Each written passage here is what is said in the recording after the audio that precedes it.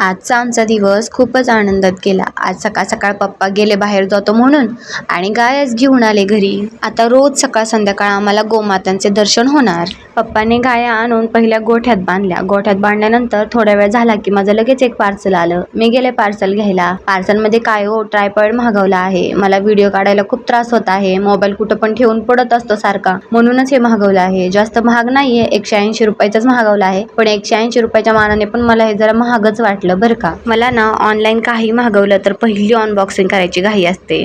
माझ्यापेक्षा जास्त बबड्यालाच असते घाई. मग काय केली अनबॉक्सिंग आम्ही आमच्या पार्सलची. पार्सलचा बॉक्स थोडा ओला झाला होता. म्हणले काय माहिती चालतोय का नाही तो, नाही तर परत द्यायला लागेल मला. आता इतके दिवस लागले मला यायला, आता परत किती दिवस लागते द्यायला काय माहित. पण झाला चालू तो. ते बघा कशी लाईट लागत आहे तिथं. मग काय हे चालू आहे बघून मी तर जाम खुश झाले. मग काय घेतला त्याला लगेच मोबाईल अटॅच करून. इतके दिवस मी बघा या मिक्सर वरती मोबाईल ठेवून व्हिडिओ काढत होते. असंच हळूहळू करून आता गरजेच्या सगळ्या गोष्टी मागवणार आहे मी ऑनलाईन. संध्याकाळी लगेच केली पप्पांनी धारा काढायला सुरुवात. मग काय मी पण घेतलं ताजं दूध घरात. ताजं दूध घेतल्यानंतर मग काहीतरी बनवायला नको का, म्हणून घेतला पहिला सगळ्यांचा आवडता चहा बनवायला.